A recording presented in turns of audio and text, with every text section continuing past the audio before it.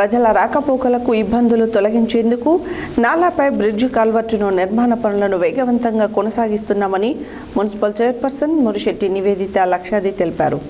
బుధవారం స్థానిక ward 47లో TUFIDC నిధులు 50 లక్షలతో నిర్మిస్తున్న నాలాపై బ్రిడ్జి పనులను మున్సిపల్ కమిషనర్ CH హనుమంతరెడ్డితో కలిసి ఆమె పరిశీలించారు.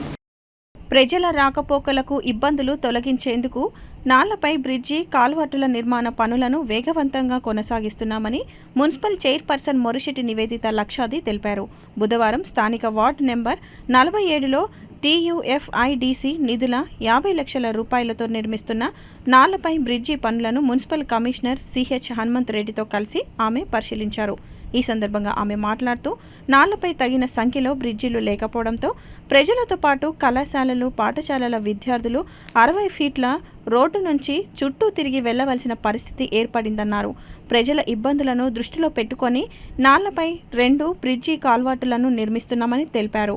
ఈ నిర్మాణంతో ప్రజలకు రాకపోకలు సులభతరం కావడంతో పాటు సమయం కూడా ఆదా అవుతుందని పేర్కొన్నారు. ఈ కార్యక్రమంలో ఫ్లోర్ లీడర్ 47వ ward councillor Kummarikuntla Venugopal, municipal EE Kiran, DE Satyanarayana, sanitary inspector Saragandla Srinivas, TPO Somaiah, కౌన్సిలర్లు కొనతం రాజేష్ రెడ్డి, కాంగ్రెస్ పార్టీ నాయకులు Farooq, Gunakanti Satish, Polagani Krishna, Narender Naidu, municipal AE Rajureddy, MD Gousuddin, SSR Prasad తదితరులు పాల్గొన్నారు.